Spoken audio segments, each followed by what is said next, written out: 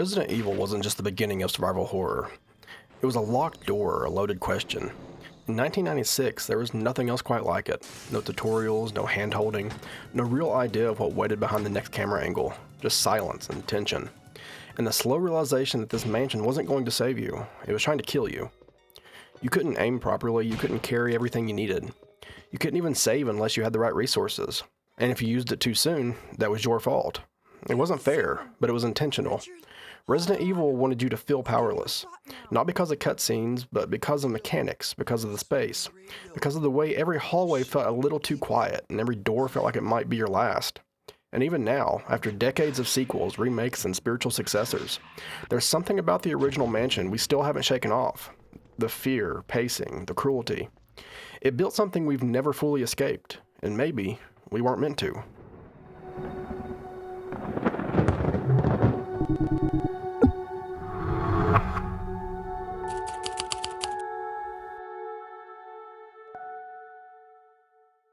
Resident Evil didn't start out as a masterpiece. It didn't even start out as a Resident Evil. In the early 90s, Capcom wanted something darker, something more serious. Producer Tukaro Fujiwara looked back at his own 1989 Famicom game, Sweet Home, and saw something worth revisiting, not remaking or porting, but reimagining. He handed the concept to a young designer named Shinji Mikami, a developer who didn't even like horror, not then. But that might have been the point. Mikami didn't chase gore or spectacle. He chased discomfort, silence, the absence of control, and over time, the project started to take shape. The early versions looked nothing like what we got. It started out on the Super Famicom, then became a first-person prototype. At one point, it even had co-op, but none of it worked. Eventually, they stripped it all back. Fixed camera angles, pre-rendered backgrounds, tank controls, a mansion that felt too big and just too quiet. What they ended up with wasn't flashy, but it felt different. When it launched in Japan on March 22nd, 1996, critics didn't know what to call it. It wasn't quite action, it wasn't quite puzzle, it wasn't cinematic, not in the traditional sense. So Capcom gave it a name, survival horror. And whether it meant to or not, Resident Evil became the blueprint, not just for horror, but for how to build fear in video games.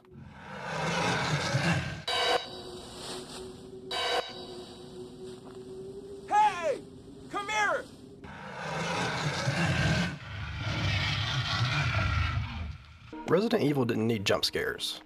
Well, except for the one most notorious one in gaming. But it also didn't need a soundtrack blasting at every corner, or monsters breaking down walls, because I had the mansion.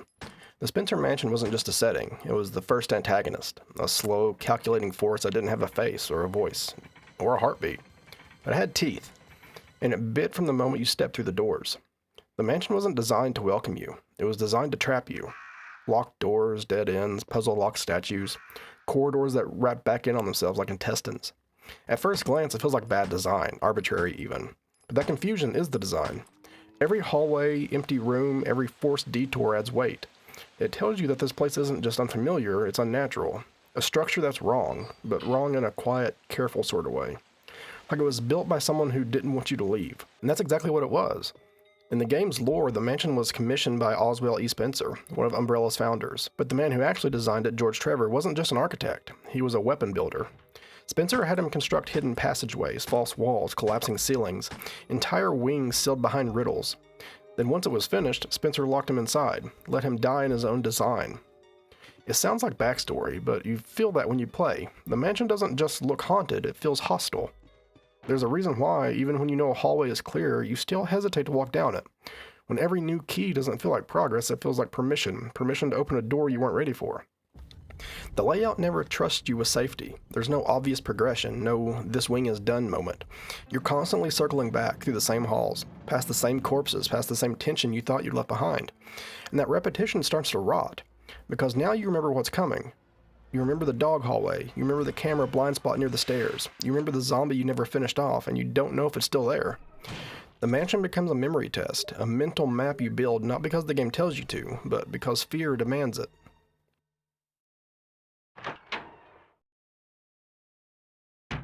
The more you explore, the more the space wraps around your brain.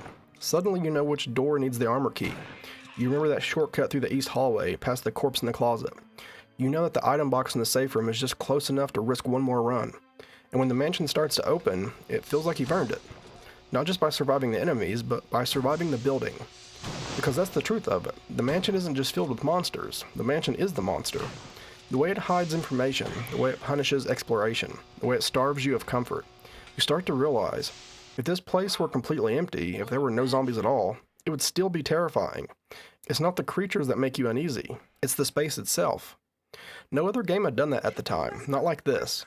Plenty of horror games have had graveyards and haunted houses, but Resident Evil gave you a machine, a deliberate structure built to extract fear, a mansion where silence means danger, progress means exposure. And somehow it all works. Not because it's fair, not because it's intuitive, but because it lingers. Even now, decades later, people can still draw maps of this place from their memory. Not because they studied it, but because the mansion made them remember. Whoa! This hall is dangerous. Maybe it's better to secure our escape route first. Resident Evil didn't want you to feel strong, it wanted you to feel barely capable. And the game never lets you forget that. You don't move the way you want to. At first, the tank controls feel like a punishment. You turn in place, you lurch forward, you fumble with movement that seems older than the PlayStation itself. But it's not just clunky, it's intentional, because in Resident Evil, hesitation is part of survival. When a zombie rounds the corner, you don't strafe or dodge, you rotate, you reorient. You wait for the animation to catch up before you can respond. By the time you aim, there's already reaching. This isn't a system built for fluidity, it's a system built for friction. You're slow, and that slowness makes everything scarier. You don't shoot the way you expect. Combat is imprecise, your aim is kind of vague. The camera angle never quite lets you see what's in front of you, and sometimes you're firing into darkness and hoping something drops. You don't shoot to kill, you usually shoot to escape, to make enough space to run, to buy time, to finish the reload animation without getting grabbed. And even when you do fire, every bullet feels like a loss. You can hear them leave you, because you know you might not get more.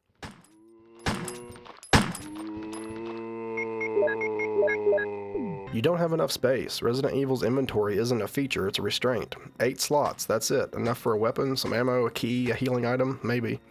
And for Chris, it's even worse. Each thing you carry means something else must be left behind. Do you bring the shotgun, or do you hold on to the crest you might need soon? Every hallway becomes a game of forecasting. Do I really need this now? What if I hit a puzzle room and I have to backtrack? What if I find something better but I'm full? The inventory doesn't give you options, it gives you regret.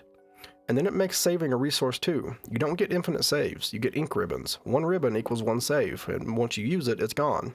So every time you reach a typewriter, you ask yourself, is it worth it? Have I done enough? Do I risk pushing further? What if I die and have to redo the last 30 minutes? The game weaponizes your time against you. If you save too often, you run out of ribbons. If you don't save enough, you lose progress. And somewhere in between is tension. The kind that sits in your chest while you debate whether or not to press X. This wasn't an oversight, it was philosophy. Resident Evil isn't trying to punish you arbitrarily. It's teaching you the value of fragility. Every aspect of its design is aimed at making you feel exposed. The tank controls don't let you run, the inventory doesn't let you prepare, the ammo doesn't let you fight, and the save system doesn't let you fail without consequence. The horror isn't just in the creatures, it's in the rules. You were almost a Jill sandwich. You're right. There's no safety nets here, no autosave, generous checkpoints, no real pause from the systems that surround you. Even in the safe rooms, where the music calms and the lighting changes, you're still thinking about what's outside, about what's coming next, about whether you're actually prepared or just pretending to be. Because Resident Evil doesn't care how good you are, it only cares whether you last. And maybe that's why it stayed with us, not because it was fair, but because it made us feel something real. The pressure of choosing between a green herb or more handgun rounds. The dread of knowing you saved 20 minutes ago and might not make it back. The panic of missing your first few shots and watching the zombie close the gap. The sick feeling of dying and knowing it was your fault. Resident Evil didn't build power fantasies. It built pressure cookers. And somehow, in a genre filled with blood, fire, and screaming monsters, this is the part that scared us the most. Not the teeth or gore, not even the Tyrant. Just a hallway, a full inventory, and not enough bullets.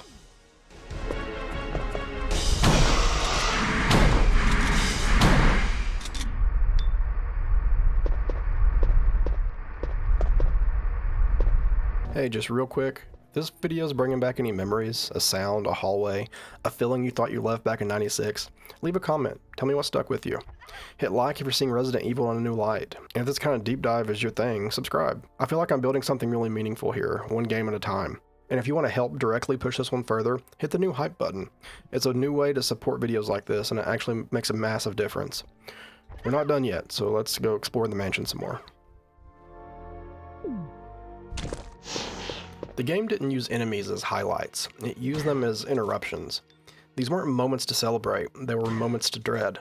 Zombies, dogs, hunters, they weren't designed to impress you really. They were placed to stall you, to waste your time, your ammo, your nerves. They were never there to test your skill, they were there to test your restraint.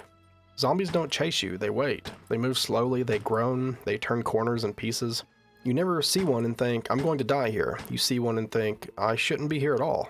It's not the fear of death, it's the fear of waste. Do you spend the ammo? Do you take the hit? Do you try to slip past it and risk the grab? Most of the time, you don't want to kill them. You just want them to get out of your way. They become roadblocks. Resident Evil's enemies don't behave like encounters, they behave like furniture. Blocking narrow hallways, cluttering your mental map, filling in the cracks between safety and progress. One zombie in the right hallway can change your entire route, not because it's difficult, but because it costs something. And the game knows that. There's no glory in fighting, no stylish slow motion, no power fantasy or kill counter. Just one more step forward and fewer bullets than you had before. Even the most basic enemies feel like punishment, not because they're overwhelming, but because they're deliberate. Placed, positioned, patient. They don't jump out of the closet, except for one. They wait at the bottom of stairs. They corner you after you made a wrong turn. They soak bullets you didn't plan to use. And then come the others. The Cerberus, the dogs, don't even give you time to think. You hear the window before you remember what's coming. You hesitate, it breaks, they're already on you. The hunters aren't loud, but they're fast. Very fast. You get the shotgun ready and pray it lands. If it doesn't, you're on the floor. And if you're not topped off, you might not get back up. They're not bosses, but they're worse than jump scares. They're the test that follows the maze, and they hit harder than most players remember. None of this is cinematic. That's the part people forget. These enemies don't announce themselves. They're not tied to set pieces. They don't have theme songs or spotlight animations. They exist to break rhythm, to wear you down, to turn a hallway into a trap and a wrong turn into a consequence. You remember them because they interrupt you. You're on your way to a safe room. You have one ink ribbon left. You're low on health. And a zombie lurches out just close enough to block the path. You could shoot, but you might miss. You could run, but you might not make it. It's a basic enemy, and somehow that makes it worse. Because if you die here, it's not dramatic, it's not memorable, it's just stupid. And that's what makes it hurt.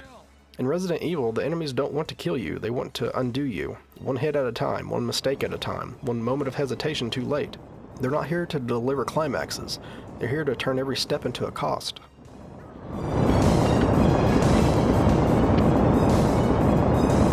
All of this, the slowness, the scarcity, the silence, only works because of what it's wrapped around.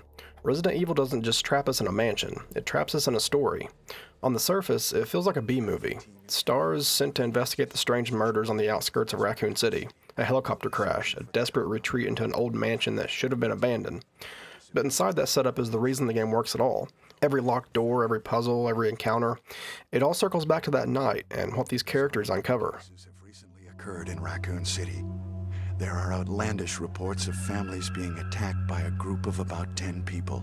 The story of Resident Evil, it begins on the night of July 24th, 1998. The Raccoon City Police Department's S.T.A.R.S unit, Special Tactics and Rescue Service, has been investigating a series of brutal murders in the nearby Arkley Mountains. There's victims torn apart, reports of cannibalism. Bravo Team was sent first, and they disappeared. So Alpha Team followed. Chris Redfield, Jill Valentine, Barry Burton, Joseph Frost, Brad Vickers, and Captain Albert Wesker. When they arrive, Bravo's helicopter is found crashed, its pilot's dead, and soon after, Joseph is attacked and killed by mutated dogs, Cerberuses, infected with something unnatural. The team flees. Brad, the pilot, panics and abandons them. Their survivors take refuge in a mansion they find nearby. This is the Spencer Mansion. Inside, the truth unravels. The mansion is not a house at all. It's a cover of the Umbrella Corporation, a pharmaceutical company hiding illegal experiments. Beneath the floors lies a secret laboratory. Here, scientists created the T-virus, a mutagen, that reanimates the dead and twists living organisms into weapons. Umbrella called them BOWs. Every corridor of the mansion holds one of their creations: zombies, Cerberus dogs, Plant 42, the giant snake known as Yawn, hunters, the fast reptilians. The player discovers this piece by piece, through files left behind, through the corpses of Bravo Team. Kenneth Sullivan, Forrest Spire, Richard Eichen, Enrico Marini, all killed by the monster's umbrella left loose. Only Rebecca Chambers survives. At the center of all of it is Albert Wesker, the captain of Alpha Team, the supposed leader. But secretly, he's Umbrella's inside man. His role was to lure his squad into the mansion and record how they performed against the company's weapons. When enough data is gathered, Wesker reveals Umbrella's ultimate creation, the Tyrant. The Tyrant is meant to be the perfect soldier, intelligent, powerful, nearly indestructible. But it turns on its master. Wesker is struck down by his own weapon. The ending depends on what the player accomplishes. If you've collected the MO discs, you can rescue your partner and trigger the self-destruct system.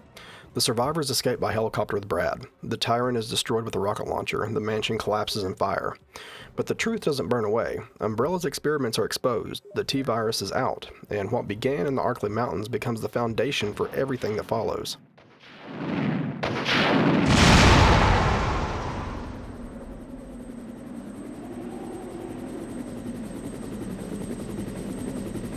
Resident Evil's plot is pretty simple. A special forces team investigates murders. They're trapped in a mansion filled with monsters. They discover Umbrella and escape before being wiped out. But its lore is so much bigger. It's the birth of the T-Virus, the first appearance of the Umbrella Corporation, the introduction of S.T.A.R.S and the betrayal of Albert Wesker, the first time the Tyrant is unleashed. All of the series' mythology begins here.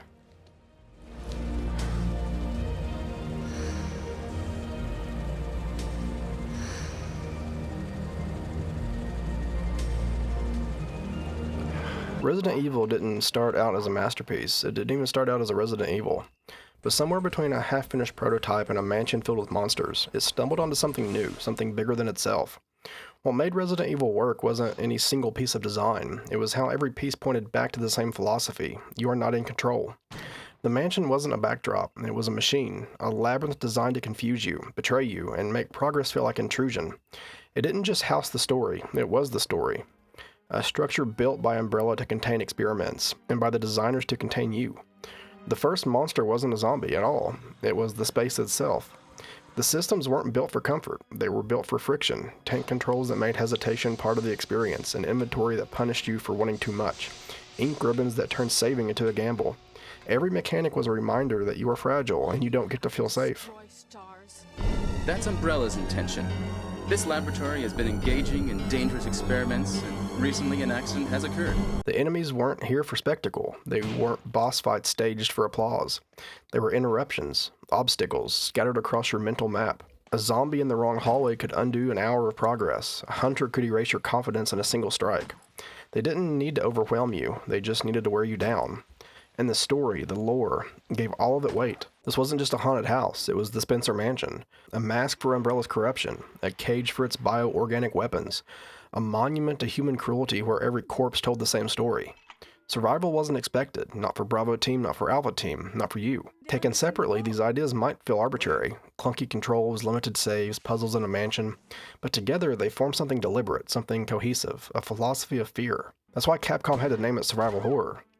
Not just because the game was scary, but because it created a new kind of tension. Fear not of dying, but of losing progress. Fear not of monsters, but of being unprepared. Fear not of what you could do, but what you couldn't.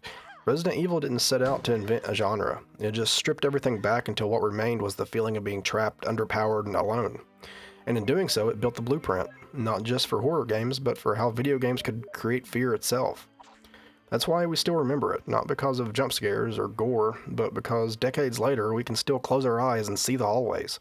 We can still feel the weight of the full inventory. We can still hear the sound of a typewriter waiting in the dark. Resident Evil lingered, and that's why it lasts. Resident Evil didn't just make a good game, it made a new language. Before 1996, horror in games was scattered. Alone in the Dark, Sweet Home, experiments that brushed against the idea of fear, but never found a form the industry could hold on to. Resident Evil gave it one. It turned tension into a system, space into an antagonist, weakness into design. And for the first time, critics, players, and developers had a name for it: survival horror.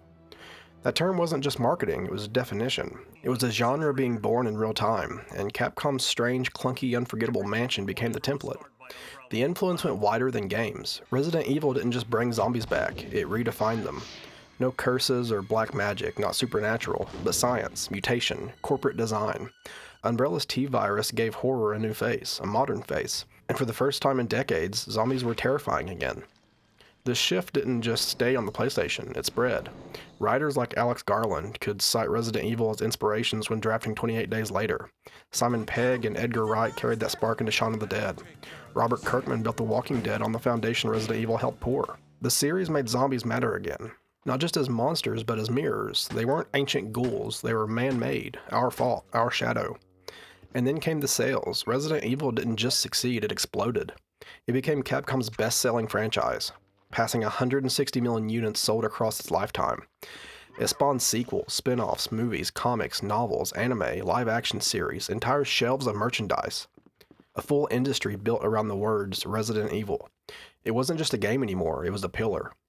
But maybe the clearest proof of its legacy is how the other games changed after it.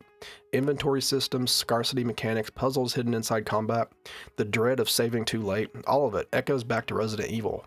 Silent Hill, Fatal Frame, Parasite Eve, Dino Crisis, countless indies, every one of them shaped by the lesson Capcom had taught. Fear isn't about the monster, it's about the rules.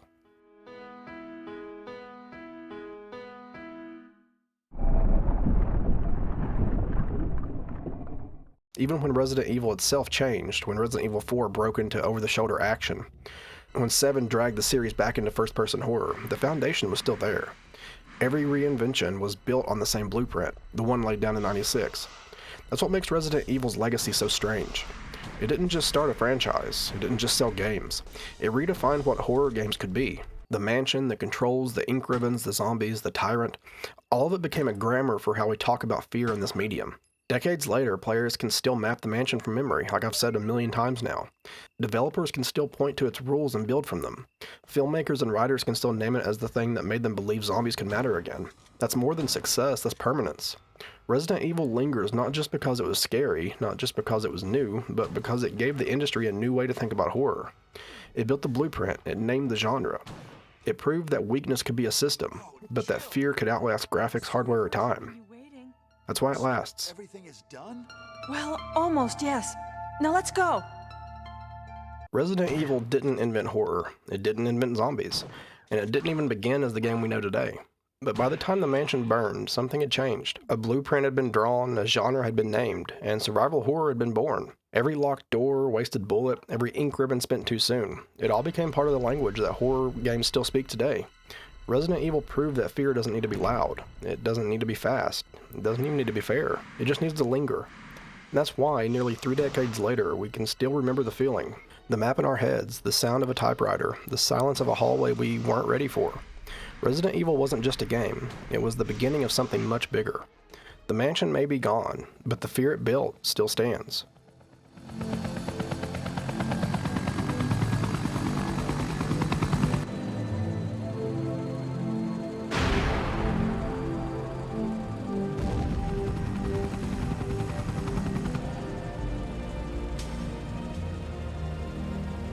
Thanks for sticking with me through the end. If you made it this far, drop me a like. It really does help push the video out. Leave a comment and let me know your first memory of Resident Evil or what survival horror moment hit you the hardest. I do read every comment and try to respond to them. And if you want more journeys like this, more stories of old games, games that built the blueprint, hit subscribe and join me here in the vault. We're just getting started. But as always, I'll see y'all later.